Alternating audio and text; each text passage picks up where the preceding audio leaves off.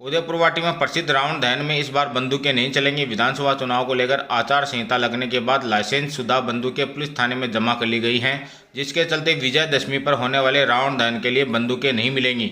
CLG की बैठक लेने के लिए पहुंची नीमका थाना एएसपी शालिनी राज ने कहा कि आचार संहिता की पालना में पुलिस थाने में जमा की गई लाइसेंस शुदा बंदूकें आचार संहिता तक रिलीज नहीं की जाएंगी। कस्बे में विजयदशमी पर नांगल नदी में होने वाले रावण दहन में रावण व उसकी सेना पर दादूपंथियों की ओर से गोलियां बरसाई जाती हैं। यह परंपरा वर्षों से चली आ रही है, जिसमें दादूपंथियों की ओर से रावण दहन के दौरान बंदूकों से मटकों के रूप में रखी जाने वाली रावण की सेना पर गोलियां बरसाई जाती हैं, जिसके बाद रावण दहन किया जाता है। लेकिन आचार संहिता के चलते बंदूकें पुलिस थाने में जमा कर ली गई है।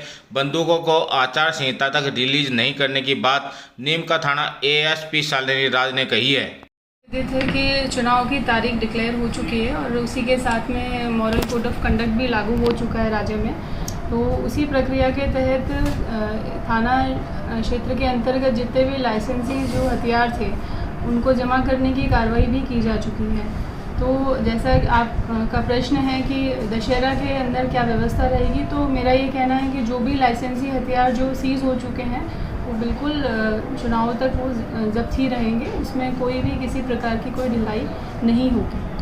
मैडम, इसमें क्या कि ये वर्षों से परंपरा चलती आ रही है, जिसमें दादूपंथी समाज के जो लोग हैं वो दशहरा उत्सव मनाते हैं, उनका नवरात्र से शुरू हो जाता है। इसी दौरान वो लाजवे के दौरान निकलते हैं। ये परंपरा है, जैसे रावण के रखे जाते हैं और सेना के रूप में, और उन मटकों को बंदूकों से फोड़ा जाता है। ये सैकड़ों सालों से चल रही परंपरा। पिछले जो 2018 के चुनाव थे उसके दौरान भी ऐसी स्थिति आई थी, तो उस दौरान उनको 5 बंदूकें दी गई थी।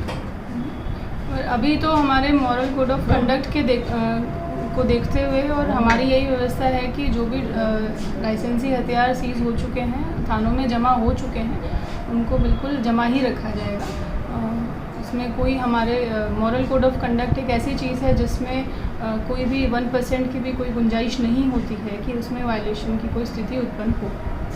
चुनाव को लेकर किस प्रकार की प्रशासन तैयारी कर रहा है? पुलिस प्रशासन पुलिस और प्रशासन की पूर्ण तैयारी हो चुकी है चुनाव के लिए, और क्योंकि चुनाव की प्रक्रिया पुलिस प्रशासन के साथ साथ पब्लिक के भी बहुत भागीदारी होती है इस पूरी प्रक्रिया में, इसीलिए आज उसी को देखते हुए हमारे द्वारा उदयपुर वाटी थाना में सीएलजी और हमारे जो भी मीडिया कर्मी बंधु हैं उन्हीं की और पुलिस मित्रों सुरक्षा सखियों की मीटिंग कॉल की गई थी, और उनमें उनको बेसिकली हमारी तरफ से शांतिपूर्वक चुनाव करने के लिए दिशा निर्देश उनको दिए गए। उनके भी सुझाव लिए गए हमने कि उनके क्षेत्र में किस तरीके की व्यवस्था उनके हिसाब से होनी चाहिए।